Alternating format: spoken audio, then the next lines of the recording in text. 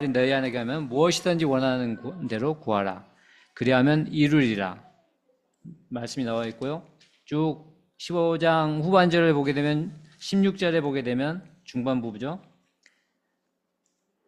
너희가 나를 택한 것이 아니요 내가 너희를 택하여 세웠나니 이는 너희로 가서 열매를 맺게 하고 또 너희가 열매가 항상 있게 하여 내 이름으로 아버지께 무엇을 구하든지 다 받게 하려 함이라. 바로 내 이름으로 아버지께 무엇을 구하든지, 이 말씀을 예수님이 하셨기 때문에 우리가 늘 기도할 때 마지막 예수님의 이름으로 기도합니다라고 하고 있는 그 근거가 된다고 보실 수 있겠죠.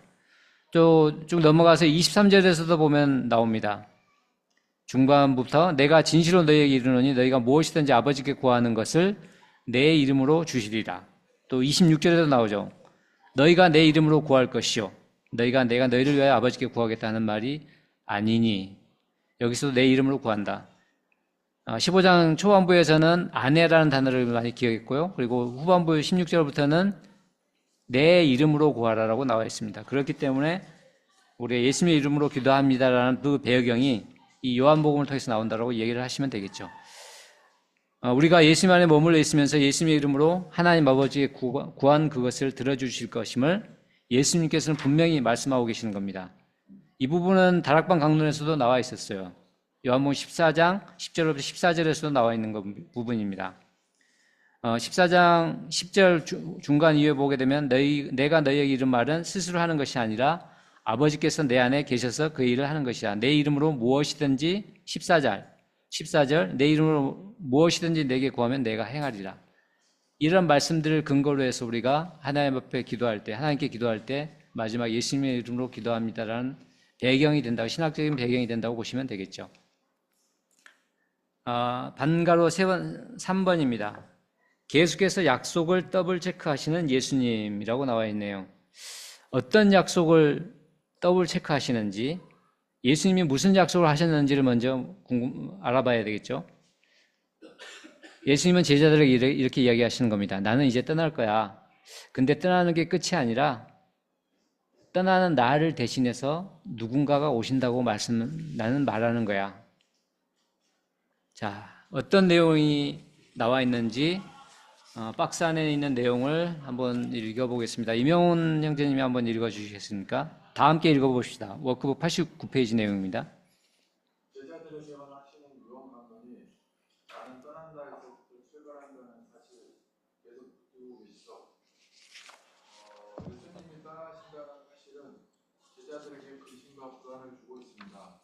이에 대해 예수님은 구체적인 대안을 갖고 계십니다. 무엇이었나요? 아버지께로부터 성령이 오신다는 사실입니다.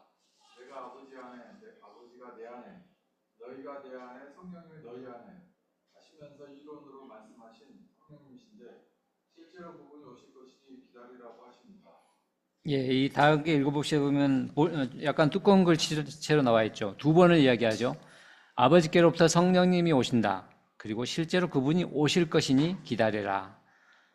더블 체크의 의미로 이렇게 다 함께 읽어봅시다. 그런 내용이 나와 있는데요. 예수님께서 이전에도 계속 얘기하셨다는 것이 기억나실 겁니다. 성경 말씀에서 나와 있죠. 요한복음 14장 후반부 다락방 강론에서 나왔던 내용. 내가 아버지께 구하겠으니 그가 또 다른 보혜사를 너희에게 주사 영원토록 너희와 함께 있게 하리니. 또 17절에 그는 진리의 영이라 세상은 능히 그를 받지 못하는 이는 그를 보지도 못하고 알지도 못함이라. 그러나 너희는 그를 아나니 그는 너희와 함께 거하심이요 또 너희 속에 계시겠습니다. 그리고 26절에 직접적으로 이야기하시죠. 보혜사, 곧 아버지께서 내 이름으로 보내실 성령, 그가 너에게 모든 것을 가르쳐 주신다라고 이야기하고 있습니다. 계속해서 동일한 내용을 중요하기 때문에 계속해서 아마 강조하셨다고 보시면 될 것 같습니다. 마찬가지로 이 내용을 다락방 강론에 나왔던 내용이 포도나무 강론에서도 계속 이어진다는 겁니다. 15장 26절에 보혜사가 또 나옵니다. 내가 아버지께로부터 너에게 보낼 보혜사, 곧 아버지께로부터 나오시는 진리의 성령이 오실 때 그가 나를 증언하실 것이요. 계속해서 더블 체크를 하신다는 의미로 이 부분을 이해를 하시면 되겠습니다. 이 약속은 부활하시고 승천하시기 바로 전에도 다시 말씀하십니다. 더블 체크가 아니라 트리플이죠. 이 부분은 누가복음 24장에서 나와 있거든요. 마지막으로 부활하시고 나서 예수님이 승천하시기 전에 말씀하셨던 내용입니다. 요한에서는 계속 세 번에 걸쳐서 다락방 포도나무에서 계속 나왔던 것이 누가는 이 부분에서 마지막으로 이야기를 했다는 거죠. 누가복음 24장 49절에 나옵니다. 볼지어다 내가 내 아버지께서 약속하신 것은 너희에게 보내리니 너희는 위로부터 능력으로 입혀질 때까지 이 성에 머물라 하시니라. 바로 이 누가복음 24장 49절이 누가가 기록한 복음으로 사도행전과 연결되는 거죠. 이거에 다시 사도행전 1장 4절에서 5절에서 다시 기록되어 있습니다. 사도와 함께 모이사 그들에게 사도행전 1장 4절 5절 읽어볼게요. 사도와 함께 모이사 그들에게 분부하여 이르시되 예루살렘을 떠나지 말고 내게서 들은 바 아버지께서 약속하신 것을 기다리라.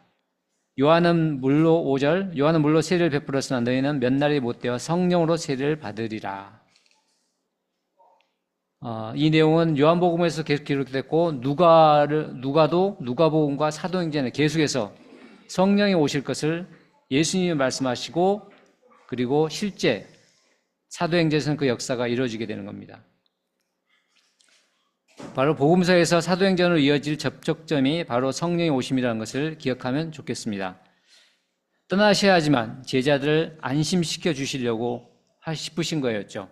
예수님은 곧 체포당하시고 신문과 고통을 당하시고 십자가에 고난을 당하시고 십자가에 돌아가시게 될 것임을 아셨기에 그런 중에도 제자들을 보시면서 말씀하신 겁니다. 걱정하지 말아라. 내가 떠나지만 성령이 오실 것이고 내가 너희들을 고아처럼 버려두지 않겠다. 성령이 오셔서 너희를 진리로 인도해 주실 거야. 이 부분을 계속해서 여러 번 강조하신다고 보시면 되겠습니다. 이제 포도나무 강론의 마지막 부분입니다. 4번, 방가로 4번. 역시 떠남이라는 주제로 끝나는 포도나무 강론입니다. 포도나무 강론을 하시고 계신 요일이 몇 요일이죠? 목요일 저녁 때입니다. 목요일 밤에 그거 좀 지나서 이제 거의 밤늦은 시간에 체포되시죠.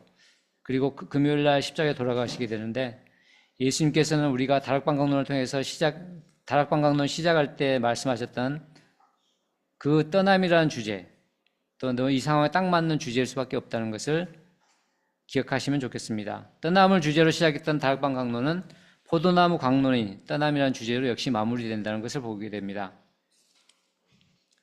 이 내용도 워크북에 나와 있습니다. 여기 박은성 자매님께서 한번 읽어주시겠어요? 89페이지 아래쪽에 있는 다 함께 읽어봅시다. 다락방 방문의 시작이 예수님이 떠나가심이었습니다. 다락방 방문이 끝난 이후 예수님은 다락방에서 일어나십니다. 아마 겟세마네 동산을 향해 가시는 길이었겠죠. 그렇게 길을 가다가 포도나무가 어딘가에 머물러서서 제자들에게 들려주신 깊고 비밀스러운 예수님의 이야기를 들었어요.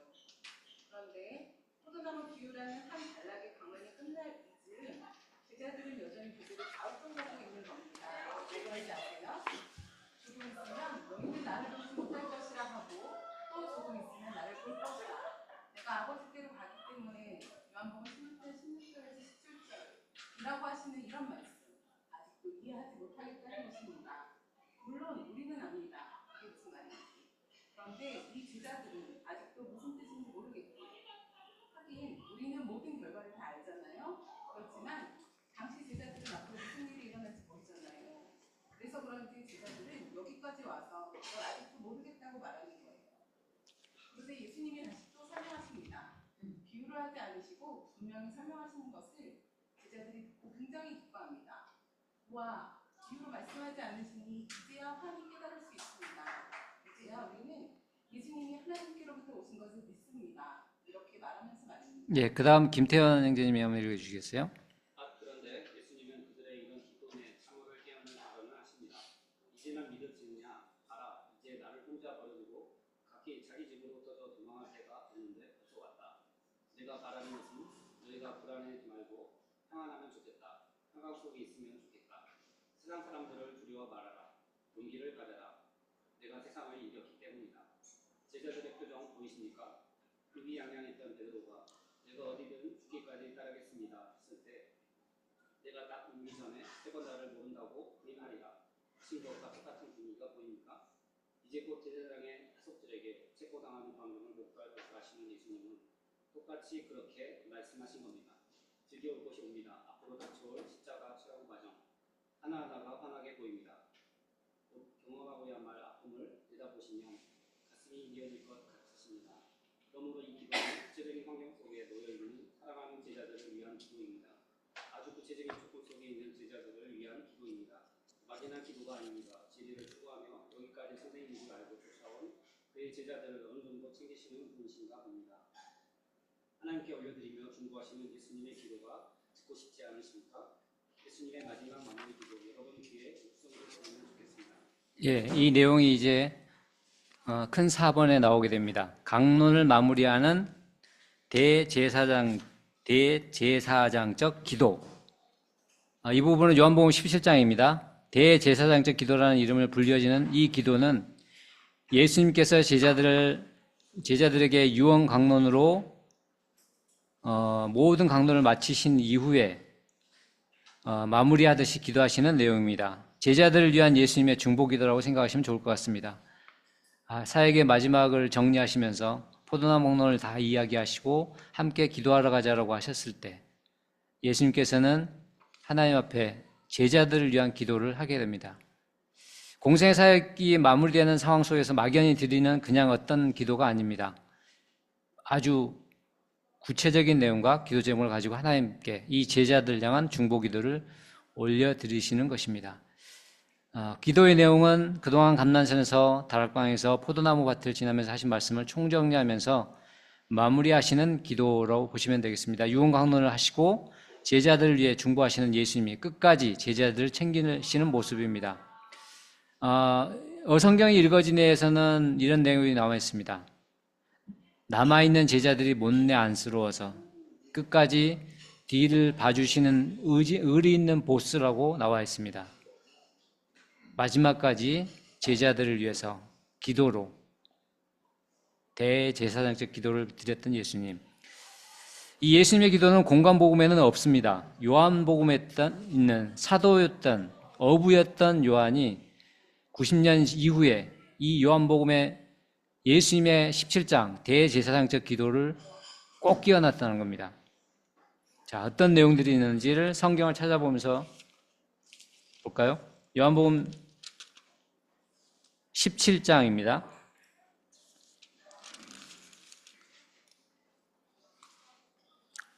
예수께서 이 말씀을 1절 예수께서 이 말씀을 하시고 눈을 들어 하늘을 우러러 이르시되 아버지여 때가 이르렀사오니 아들을 영화롭게 하사 아들로 아버지를 영화롭게 하게 하옵소서. 2절 아버지께서 아들에게 주신 모든 사람에게 영생을 주게 하시려고 만민을 다스리는 권세를 아들에게 주셨음이로소이다. 3절 영생은 곧 유일하신 참 하나님과 그가 보내신 자 예수 그리스도를 아는 것이니이다. 바로 영생이라는 것, 예수님이 이 땅에 오신 이유가 영생 때문이라고 이야기하는 겁니다. 그 영생은 바로 유일하신 하나님과 그가 보내신 자를 아는 것, 그것이 곧 영생을 얻는 것이다. 내가 그 일을 위하여 이 땅에 왔고 그 일을 이루는 것이 곧 하나님 아버지께 영화롭게 하는 일이다라고 기도하고 계십니다. 그러고 나서 이제 6절부터 보게 되면 이 기도 내용이 나오게 됩니다. 중보기도의 내용이죠. 세상 중에서 내게 주신 사람들에게 내가 아버지의 이름을 나타내었나이다. 그들은 아버지의 것이었는데 내게 주셨으며 그들은 아버지의 말씀을 지켰나이다. 내가 그들을 위하여 비옵는 것은 바로 중보기도의 내용입니다. 세상을 위하는 것이 아니라 내게 주신 자들, 9절에 나옵니다. 내게 주신 자들을 위함이니 바로 그들은 아버지의 것입니다. 바로 제자들입니다. 제자들을 위해서 간절한 기도는 이제 하나님 앞에 드리게 됩니다. 11절 나는 세상에 더 있지 아니하오나 그들은 세상에 있었고 나는 아버지께로 가옵나니 거룩하신 아버지여 내게 주신 아버지의 이름으로 그들을 보존하사 우리와 같이 그들도 하나가 되게 하옵소서. 그리고 쭉 내려가서 17절에도 나옵니다. 그들을 진리로 거룩하게 하옵소서. 아버지의 말씀은 진리니이다. 계속해서 반복되는 단어는 그들입니다. 또 19절에도 그들을 위하여 내가 나를 거룩하게 하오니 이는 그들도 진리로 거룩함을 얻게 하려 함이니이다. 바로 예수님, 지금 마음속에 누구를 품고 하나님 앞에 기도하고 계시는 겁니까? 그들, 바로 예수님의 제자들이라는 겁니다. 20절에 쭉 볼까요? 20절 보면 또 제자들 위한 기도입니다. 내가 비옵는 것은 이 제자들, 그들만을 위함이 아니라 그들의 말로 말미암아 나를 믿는 사람들도 위함이니. 즉 제자들 위해서 기도하시지만 앞으로 이 제자들을 통해서 많은 영혼들이 예수 그리스도를 믿게 될 것입니다. 바로 이후에 이뤄지는 믿음의 세대들, 그들을 위해서도 기도하시고 계시는 겁니다. 바로 지금을 살아가는 우리 자신에게도 2000년이 지난 지금 우리 자신에게도 이 기도는 예수님의 증보기도로 이해를 하시면 될 것 같습니다. 그들의 말을 듣고 예수님을 믿는 사람들을 위한 기도, 바로 우리를 향한 기도입니다. 21절, 아버지께서 내 안에, 내가 아버지 안에 있는 것 같이 그들도 다 하나가 되어 우리 안에 있게 하사 세상으로 아버지께서 나를 보내신 것을 믿게 하옵소서.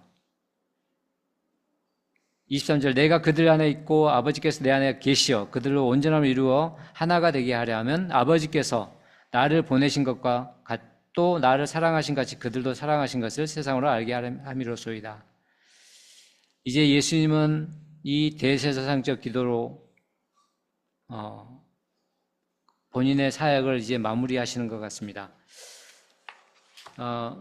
91페이지 다 함께 읽어봅시다. 제가 한번 읽어볼게요. 이렇게 마무리 기도까지 하시고는 기드론 시내를 건너 겟세마네 동산으로 가십니다. 거기 가서 우리 더 기도하자. 아마 그러셨을 것 같아요. 자, 우리도 함께 겟세마네 동산으로 쫓아가십시다. 제자들에게 유언 강의를 하신 후 기도 시간을 가지시는 모습을 보세요. 그러나 제자들은 피곤합니다. 우리 모습입니다. 3번 동일한 말씀으로 죽기까지 순종하겠다는 기도를 하셨을 때 드디어 쿵쿵쿵 저기 횃불이 보이면서 무장 병력들이 들이닥칩니다. 예수님이 드디어 체포당하십니다. 이 길을 좀 막고 싶은 마음들도 있겠지만 이 길은 예정된 길일 수밖에 없습니다. 큰 5번입니다. 십자가에 못 박혀 돌아가시고 무덤에 내려가심으로 넘어가겠습니다. 예수님이 체포되시고 십자가에 못 박혀 돌아가시기까지의 과정은 어떤 일이 있었는지 또 성경을 시간순으로 좀 따라서 정리를 해보고자 합니다. 이 부분은 이제 기도까지는 감답보는 요한복음을 중심으로 했었는데 이 부분은 이제 공관복음을 통해서 좀 찾아보고자 합니다. 반가로 1번 안나스 가야바 산헤드린 공의회와 법정의 재판 과정. 공의회 법정의 재판 과정입니다. 예수님께서는 체포당하신 내용은 성경을 읽어봤기 때문에 내용들은 아시죠? 체포당하신 예수님은 밤새도록 최다신문을 당하십니다. 그날 저녁에 모든 것들이 이루어진 겁니다. 그날 저녁, 다음날 새벽까지, 목요일 밤에서부터 금요일 새벽까지 모두가 잠들어 있는 그 시간에 유대인들은 이 예수님을 3년간 지켜봤던 이 예수님을 이제는 죽일 수 있는 저녁의 기회가 됐다고 하면서 엄청난 힘으로 몰아치는 겁니다. 예수님을 체포한 사람들은 거짓으로라도 예수님을 죽일 수 있는 증거를 찾기 위해 야밤에 사람들을 피해 몰래 어떻게든 예수님을 제거하고 싶었던 겁니다. 지금 예수님이 잡혀오신 장소는 대제사장 관사입니다. 예루살렘에서는 어느 위치에 있는지는 이따가 지도로 간략하게 설명드릴게요. 당시에 대제사장직을 맡고 있었던 가야바는 군병들이 예수님을 잡아오는 동안에 사람들과 모여가지고 예수님을 어떻게 죽일지를 회의를 했을지 모릅니다. 그리고는 예수님을 사형시킬 증거를 찾고 있었던 거죠. 마태복음 26장에서 그 본문들을 확인해 볼게요. 마태복음 26장입니다. 57절 후반부입니다. 57절 예수를 잡은 자들이 그를 끌고 대제사장 가야바에게로 가니 거기 서기관과 장로들이 모여 있더라. 이미 준비를 했기 때문에 다 저녁 시간에 모여 있던 겁니다. 유다가 모든 증거를 준비를 했었죠. 그가 예수님이 어디로 갈 거라는 것, 그리고 예수님을 잡아왔었고 58절 베드로가 멀찍이 예수를 따라 제사장의 집들에까지 가서 그 결말을 보려고 안에 들어가 하인들과 함께 앉아있더라. 이 부분은 지도로 한번 살펴볼게요.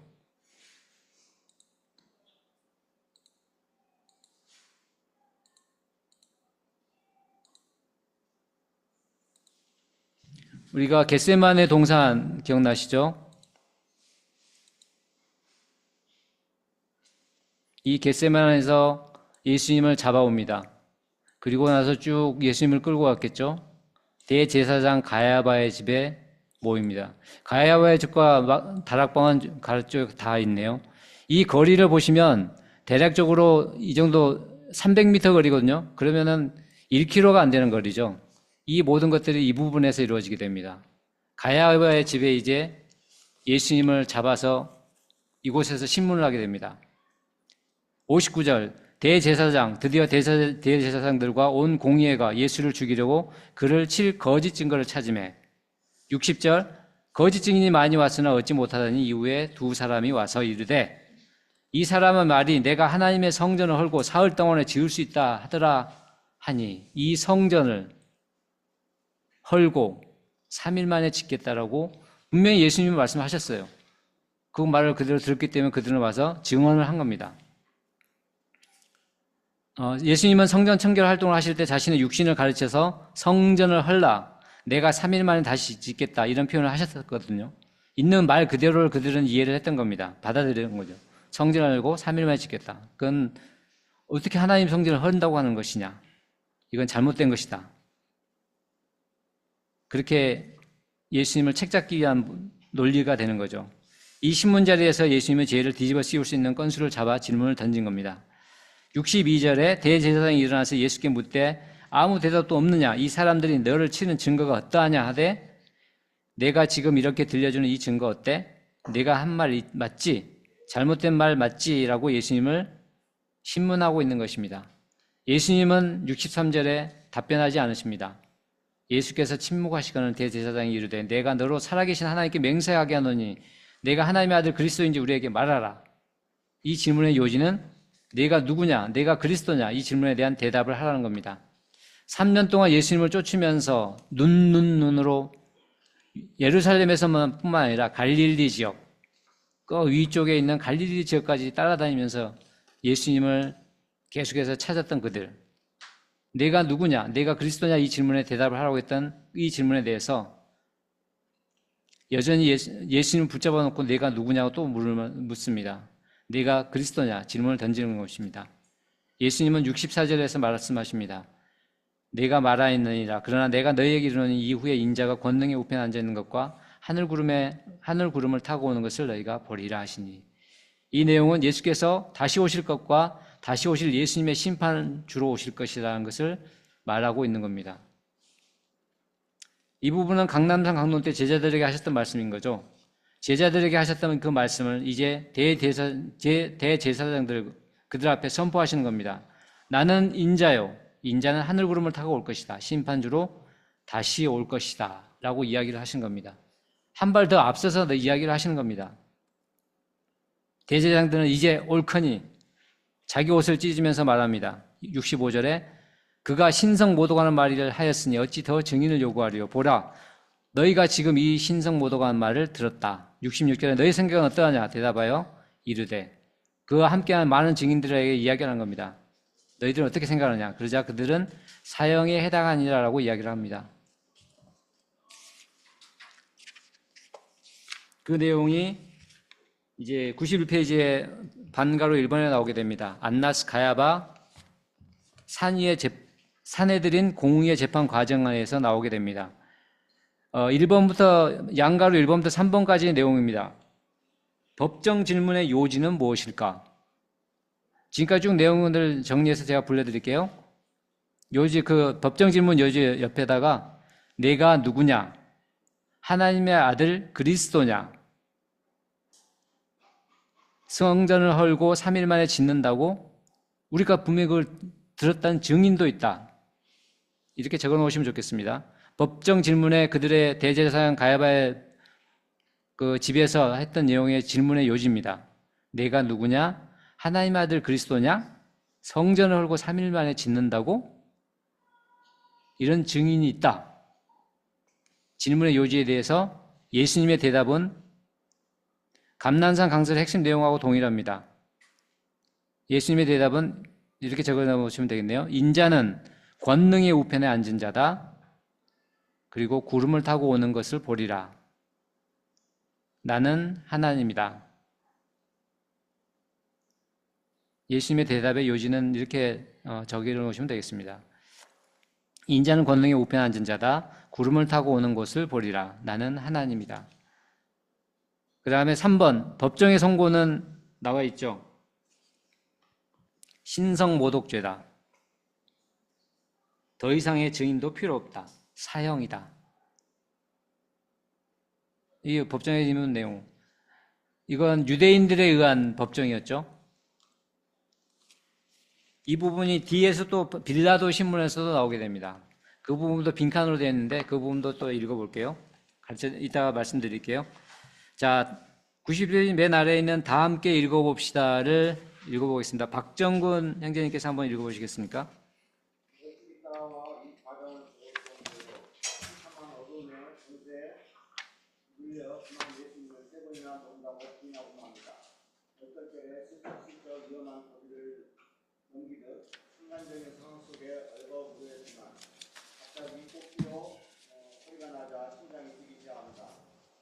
밤 체포된 이후 벌써 시간이 이렇게 흘렀습니다. 새벽이 다가옵니다. 새벽신문이었어요.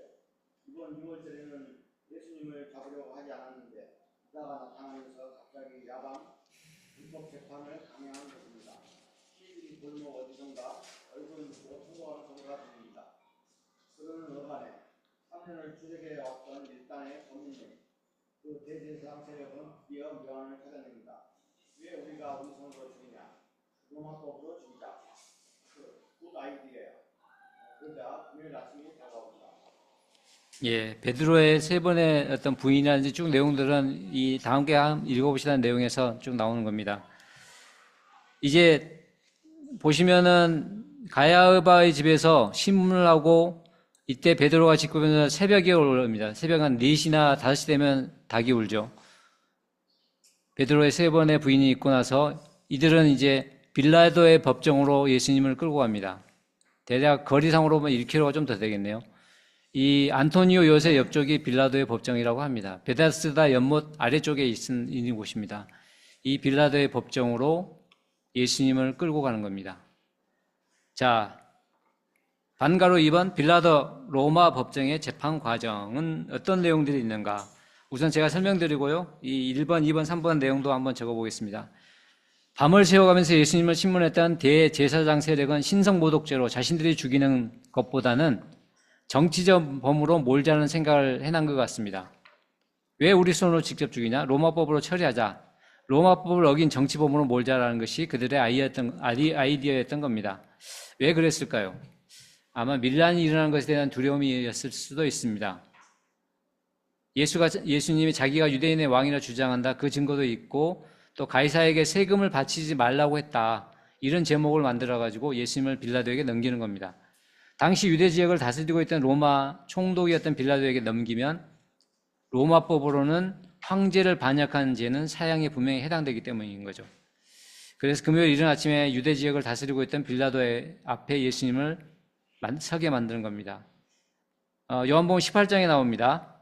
이제는 요한복음 18장으로 또 넘어가 볼까요? 요한복음 18장 28절. 그들이 예수를 가야바에게서 관정으로 끌고 가니 새벽이라. 금요일 새벽입니다.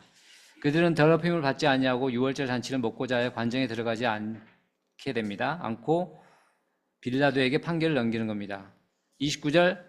빌라도가 밖으로 나가서 그들에게 말하되 너희가 무슨 일로 이 사람을 고발했느냐. 꼭두 새벽에 예수님을 끌고 가기 때문에 빌라도도 궁금했겠죠. 그래서 그들에게 먼저 물어보는 겁니다. 30절 대답하여 이르되 이 사람이 행악자가 아니었다면 우리가 당신에게 넘기지 아니하였겠나이다. 이 사람이 지은 죄가 있기 때문에 우리가 지금 당신 앞에 데리고 왔어요. 그러면서 시작된 빌라도 로마 법정의 재판 과정입니다. 첫 번째 신문을 당하죠. 신문을 당하셨죠. 산헤드린 공회에서 대제사장들의 일당들에 의해서 신문을 당하시고 나서 두 번째로는 로마의 빌라도 총독 앞에 신문을 당하게 되는 겁니다. 예수님 앞에 빌라도가 질문합니다. 33절. 빌라도가 다시 관정에 들어가 밖에 나왔다가 유대인들에게 물어보고 나서 관정으로 들어가죠. 다시. 그리고 나서 예수를 불러서 내가 유대인의 왕이냐고 묻습니다. 예수님이 대답하십니다. 34절. 너희가 스스로 하는 말이냐 아니면 다른 사람들이 나에 대해 내게 한 말이냐. 이 말은 바로 유대인의 왕이냐라는 것을 물어본 거였기 때문에 빌라도가 그 말을 듣고 나서 관정에 들어와가지고 예수님한테 물어보는 거죠. 35절에 빌라도가 대답하되 내가 유대인이냐 내 나라 사람들과 대제사장들이 너를 내게 넘겼으니 내가 무엇을 하였느냐. 그래서 예수님은 말씀하십니다. 내 나라는 이 세상에 속한 것이 아니니 만일 내 나라가 이 세상에 속한 것이었다면 내 종들이 싸워 나로 유대인들에게 넘겨지지 않게 하였으리라. 이제 내 나라는 여기에 속한 것이 아니다라고 빌라도에게 이야기를 합니다. 좀 복잡한 답변들이죠. 빌라도가 이릅니다. 그러면 내가 왕이 아니냐? 예수께서 대답하시되 내 말과 37절에 나오는 내용입니다. 내 말과 같이 내가 왕이니라. 내가 이를 위하여 태어났으며 이를 위하여 세상에 왔나니 곧 진리에 대하여 증언하려 함이로라. 무릇 진리에 속한 자는 내 음성을 듣느니라 하신대. 이것을 깨달은 자는 내가 하는 이 얘기를 알 텐데라고 말씀하신 겁니다. 빌라도는 생각합니다. 그렇게 뭐 대단한 잘못을 한 것 같지도 않은데 왜 이 사람 끌고 왔지? 그래서 이야기합니다. 유대인들에게 나아가서는 나는 이 사람에게 아무런 잘못도 찾지 못하겠다라고 이야기를 합니다. 쭉 38절에 빌라도가 또 다시 한번 이야기합니다. 진리가 무엇이냐 하더라. 이 말을 하고 다시 유대인에게 나가서 이르되 나는 그에게서 아무 죄도 찾지 못하였다라고 이야기를 합니다. 아마도 이 상황을 빨리 정리하고 회피하고 싶었을 것 같습니다. 예수님을 신문한 중 예수님이 갈릴리 사람이라는 것을 알게 되죠. 그래서 갈릴리 사람이면 내 관할 지역이 아니네. 그러면서 마침에 이 23절 이 부분은 이제 누가복음 23장에 나오는데요. 이 재판을 회피하고 싶었던 빌라도는 이렇게 상황이 이어지고 있는 겁니다. 빌라도가 제사장들과 무리에게 이르되 내가 보니 이 사람은 죄가 없는데 하니까 무리들이 계속 반응을 하는 겁니다. 23장 5절에 보면 누가복음 23장 5절에 우리가 더욱 강하게 말하되 그가 온 유대에서 가르치고 갈릴리에서부터 시작하여 여기까지 와서 백성을 소독해 합니다라고 이야기하니까 갈릴리야? 갈릴리 출신이야? 라고 이제 베드로는 회피할 수 있는 어떤 건덕지가 생긴 거죠. 그래서 누가복음 23장 5절에 보게 되면은 6절을 볼까요? 빌라도가 듣고 그가 갈릴리 사람이냐라고 묻게 됩니다. 유대 지역이 아니라 갈릴리 출신이냐? 그렇다면 무슨 생각이 든 거죠? 갈릴리 사람이면 내 소관이 아닌데? 그러면은 누구의 소관인 거죠? 헤롯 왕 안티파스. 그러면 이 안티파스에게 떠넘겨야겠다라고 생각을 한 겁니다. 7절에 볼까요? 헤롯의 관할에 속한 줄 알고 헤롯에게 보내니 그때 헤롯이 예루살렘에 있더라. 아시다시피 유대 분봉왕은 누구죠?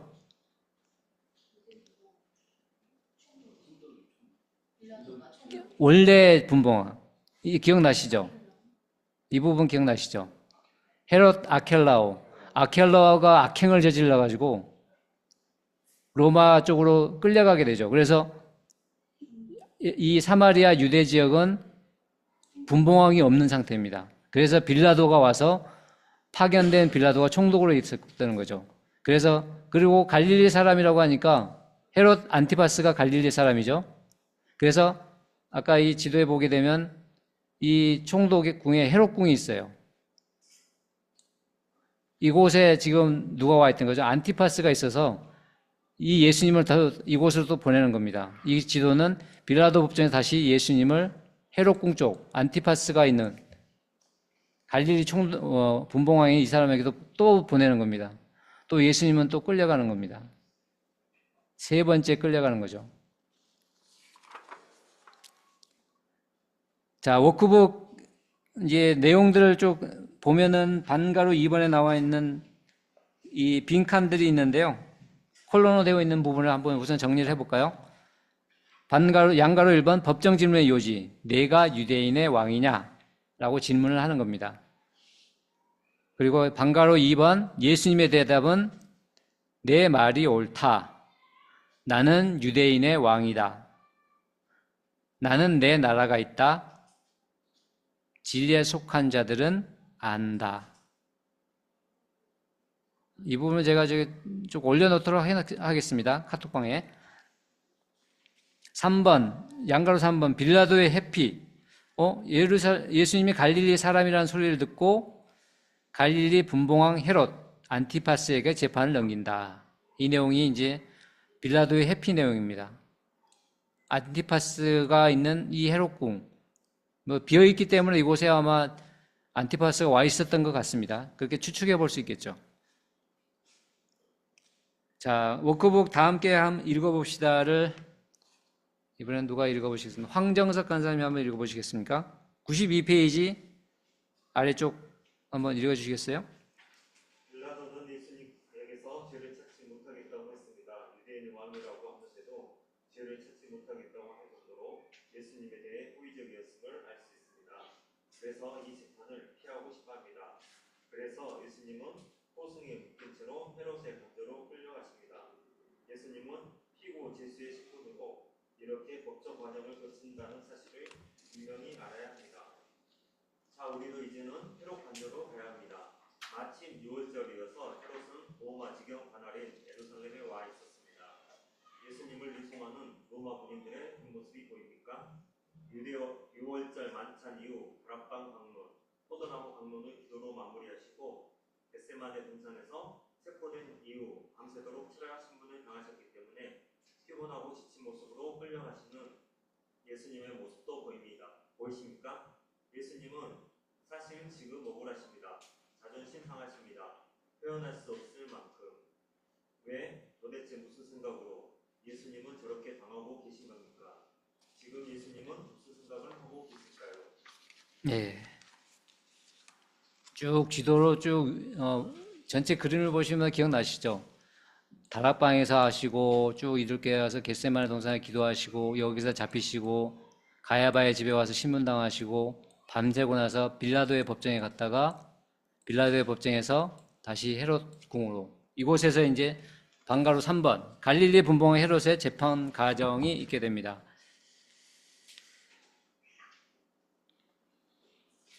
누가복음 23장 8절에 보게 되면 이제 이런 내용이 나옵니다. 23장 8절입니다. 헤롯이 예수를 보고 매우 기뻐하니 이는 그의 소문을 들었으므로 보고자 한지 오래됐고 또한 무엇이나 이적 행하심을 볼까 바랐던 영고라라. 여러 가지 질문을 헤롯에게 이야기합니다. 그렇지만 예수님은 아무 대답도 하지 않으십니다. 헤롯은 특별한 권한이 없었을 수도 있을 것 같습니다. 굳이 이야기를 하실 필요가 없으셨던 것 같습니다. 10절에 대제사장들과 서기관들이 서서 힘써 고발하고 또 11절에 헤롯이 그 군인들과 함께 예수를 업신여기며 희롱하고 빛난 옷을 펴 빌라도에게 도로 보냅니다. 헤롯의 관심은 뭔가 받을 만한 거, 또 뭐 이적을 하는 거 있으면, 근데 그거 외에는 다른 관심이 없었어요. 그래서 다시 예수님을 빌라도에게 다시 보냅니다. 많이 힘드셨을 것 같습니다. 여기 날새기로 계속 끌려가시면서. 예수님께서는 아무 대답도 하지 않으시자 이적을 보고 싶었던 헤롯은 아무 일도 일어나지 않고 예수님의 아무 반응도 없으니까 예수님을 조롱하고는 빌라도에게 넘겨버리는 겁니다. 유대 종교 지도자들의 재판을 시작으로 빌라도에 갔다가 헤롯 앞에 섰다가 다시 빌라도에게 가는 이 세 기간의 장이 계속해서 예수님을 재판하고 있는 겁니다. 방가로 4번 빌라도 로마 법정의 최종 판결. 그렇게 회피하고 싶었는데 다시 자신 앞에 오신 예수님을 보며 빌라도는 참 난감해합니다. 지혜를 찾지 못하였고 자기 나라가 있다라는 표현도 하시고 하나님의 아들이라고 주장도 하고 또 빌라도의 부인이 또 이야기도 했었죠. 그래서 예수님에 대한 판결을 계속 주저합니다.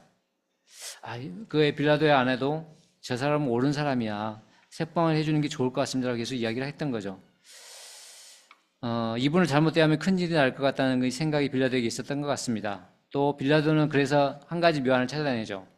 명절, 6월절 명절 때 특별 사면이 있으니 예수를 설방하면 되겠다. 누가복음 23장에 나옵니다. 20절. 누가복음 23장 또 볼까요?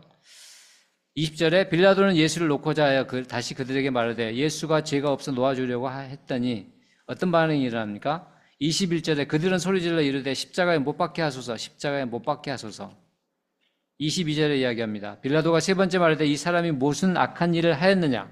나는 그에게서 죽일 죄를 찾지 못하였으니 때려서 놓으리라 하니. 그러나 무리들은 계속해서 뜻을 굽히지 않습니다. 무리들이 계속해서 항의하자 빌라도는 결국 마음을 돌리게 됩니다.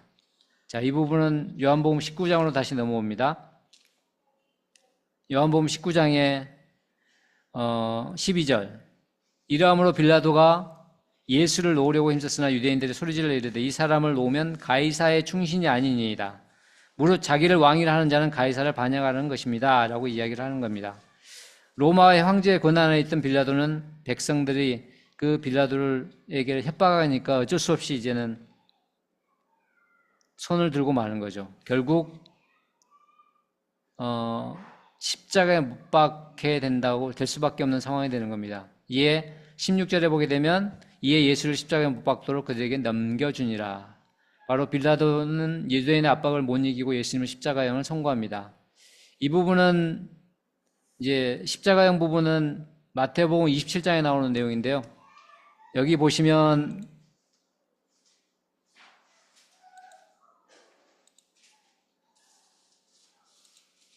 빌라도의 법정에서 이곳까지 골고다의 언덕이 이곳에가 있네요.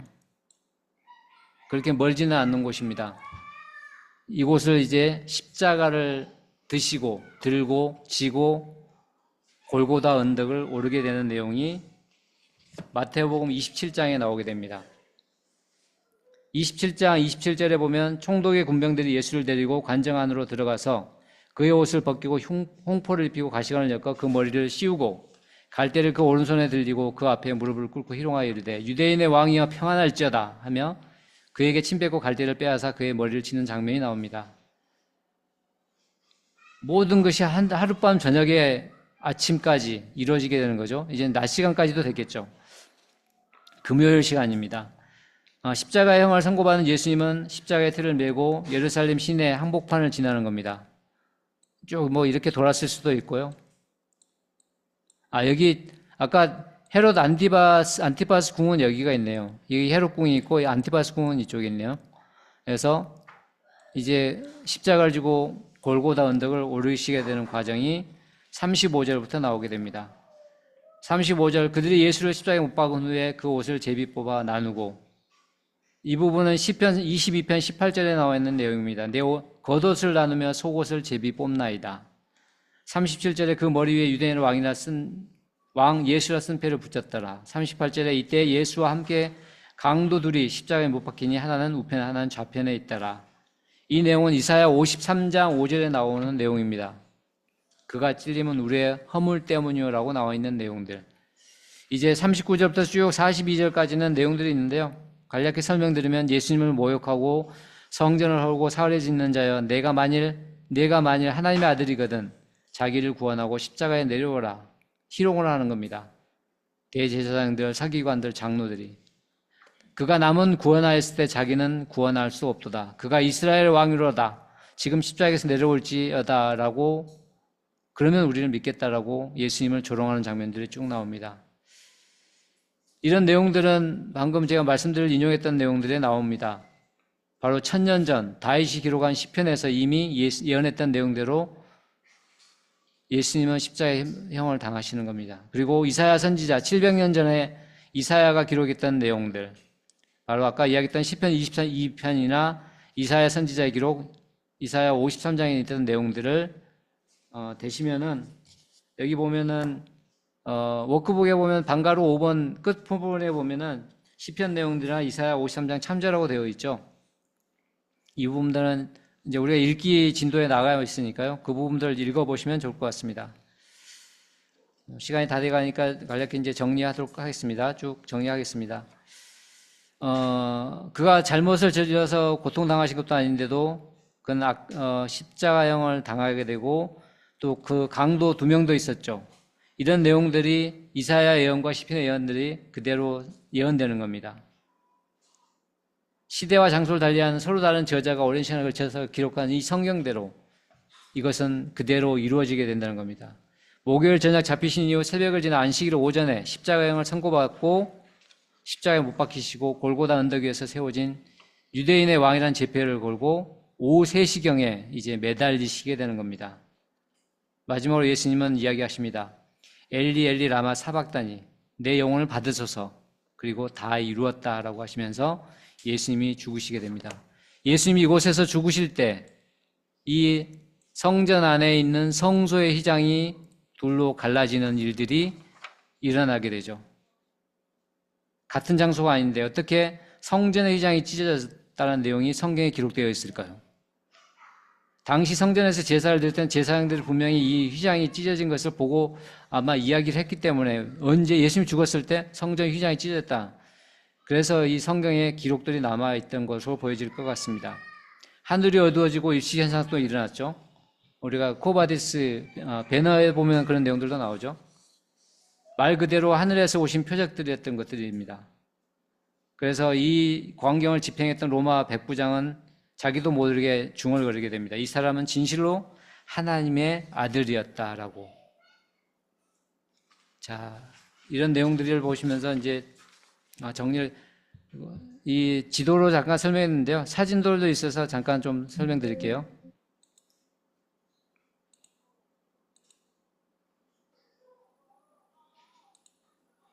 이제 가보시면 안 가보았기 때문에 가야바의 뜰로 올라가는 돌계단, 아까 가야바의 위치 아시죠? 아래쪽에, 예루살렘 아래쪽에 가는 길들이 이런 길들입니다. 그리고 이런 것들이 지금 벽에 그려져 있네요. 이건 가야바의 집이라고 하고요. 이건 빌라도 법정, 예루살렘 아까 위쪽이었죠. 그리고 비아 돌로로사, 십자가 지고 오르는 길 보면 가야바의 법정 쭉해서 빌라도의 법정, 이런 위치로 보면 이렇게 되는 것 같습니다. 비아 돌로로사 네 번째 지점, 그리고 관광지로 보면 현대거리 8번째 지점, 골고다 언덕 위에 세워진 성목이에요. 아까 골고다는 이쪽 서쪽이었죠. 골고다 언덕 위에 바위들, 그리고 마가의 다락방. 아까 가야바의 집 아래쪽에가 마가의 다락방이었던 거 혹시 그림으로 좀 기억나시죠? 그렇게 예루살렘을 좀 기억하시면 좋을 것 같습니다. 이게 나오죠. 마가의 다락방, 헤롯 안디바에스 궁, 안토니오에서 이때 빌라도 법정, 골고다, 겟세마네. 이 부분들을 하루 동안 엄청 끌려다니시면서 예수님은 능욕을 당하시면서 이런 일들을 겪으셨던 겁니다. 자, 마무리하겠습니다. 마무리 내용을 한번 마무리 읽고 잠깐 좀 시간이 지났지만 기도하고 같이 기도하는 시간을 좀 갖도록 하겠습니다. 제가 읽어보겠습니다. 예수 처형 사건은 93페이지 아래쪽입니다. 예수 처형 사건은 픽션, 즉 소설이 아닙니다. 논픽션, 즉 실제로 일어난 실화입니다.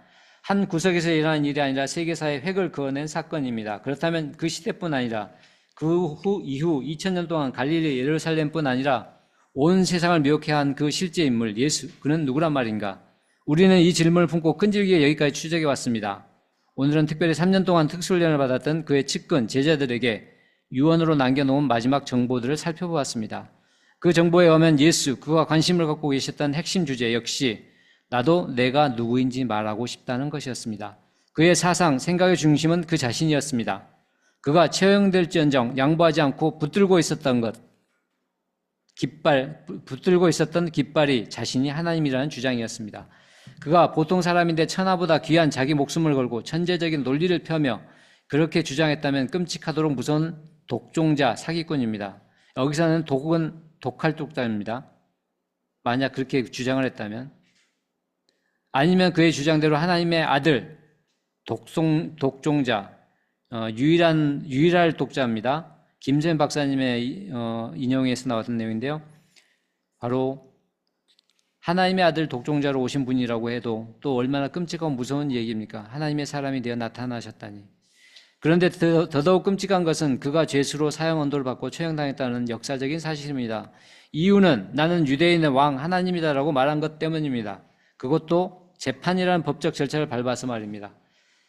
마지막 심판은 인봉을 뗄 하나님 보좌 우편에 앉을 자, 계시록 5장에 있는 주장하고 계시록 5장에 주장했기 때문에 재판을 받았습니다. 유대 실권자들은 바로 그것 때문에 로마 제국의 손을 빌려 죽였습니다. 이 미스테리한 사건이 픽션이 아니라 논픽션이라니 도대체 어떻게 이 함수로 풀 수 있을까요? 대답은 간단합니다. 그는 스스로 제물이 되셨습니다. 인류 역사 속에 드려진 수많은 희생제물의 실체는 하나님이셨습니다. 단 한 가지 이유 때문에 그렇게 하셨습니다. 이 사실을 깨닫는 것이 바로 구원이기 때문입니다. 이 구원의 핵심도 한마디입니다. 사랑한다. 너는 나다.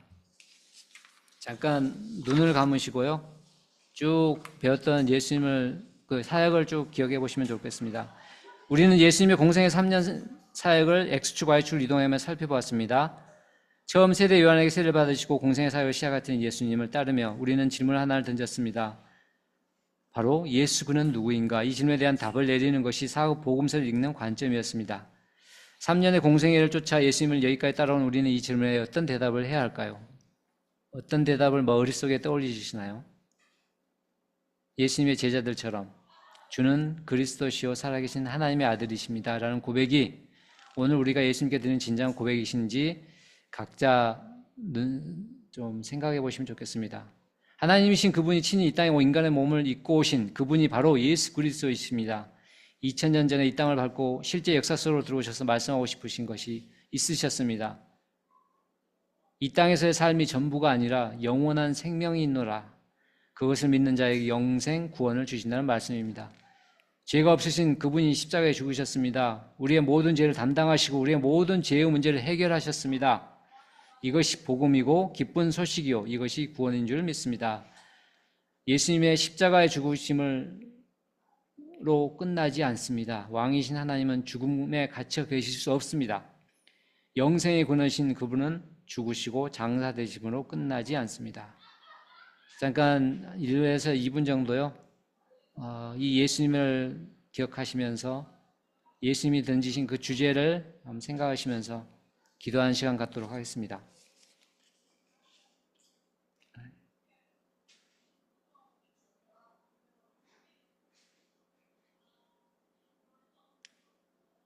등용을 받으시고 말씀하신 것을 지시하시고 묵묵히 그 능욕을 당하시고 십자가에 못 박히시는 성소의 장이 깨어지며 하나님이 직접 이제 우리에게 다가오신 하나님 감사합니다.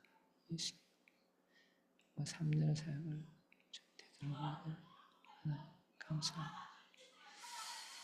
하나님의 그 놀라운 역사를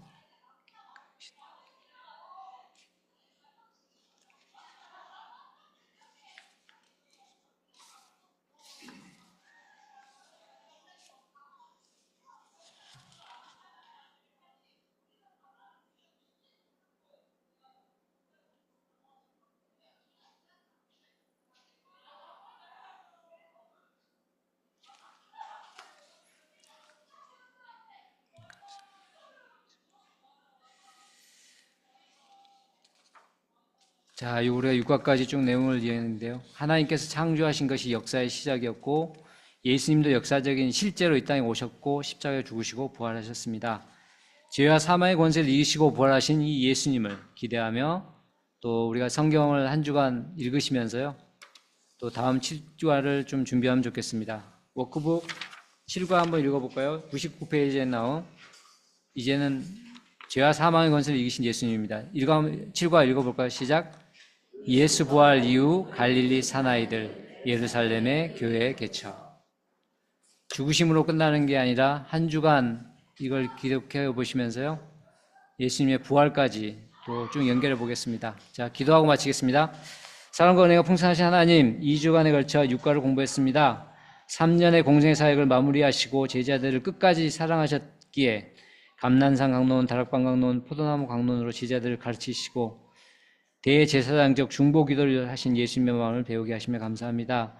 주님께서 오셔서 왜 십자가에 못 박히셨는지, 죄가 없으셨으나 죽임 당하신 것이 무엇을 의미하시는지, 그리고 죄와 사망의 권세를 이기시고 부활하신 예수님이 오늘을 사는 바로 우리 자신, 우리 인생에 어떤 의미로 다가오는지를 묵상하는 한 주간이 되기를 기도합니다. 말씀을 깨달을 수 있는 지혜를 주신 성령 하나님께서 함께 하심에 감사드립니다. 우리를 구원하신 주 예수 그리스도 이름으로 기도드리옵나이다.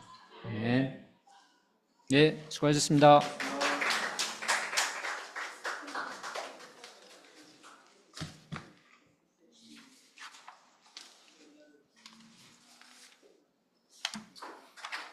자, 조별로 앉으셔서 잠깐 말씀 나누고요. 마치도록 하시면 되겠습니다.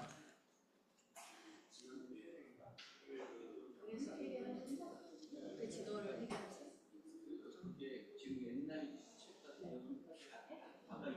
근데 그 6월절이 기간이 있기 때문에 앞에서는 그게 맞아.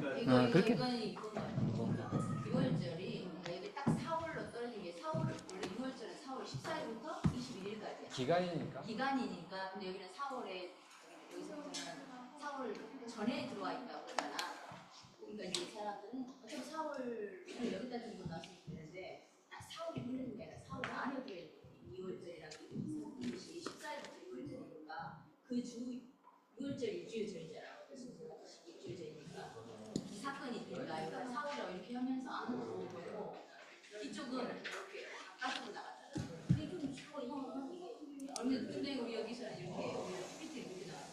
책에는 이렇게 나왔어. 각자 다 달라요, 그래.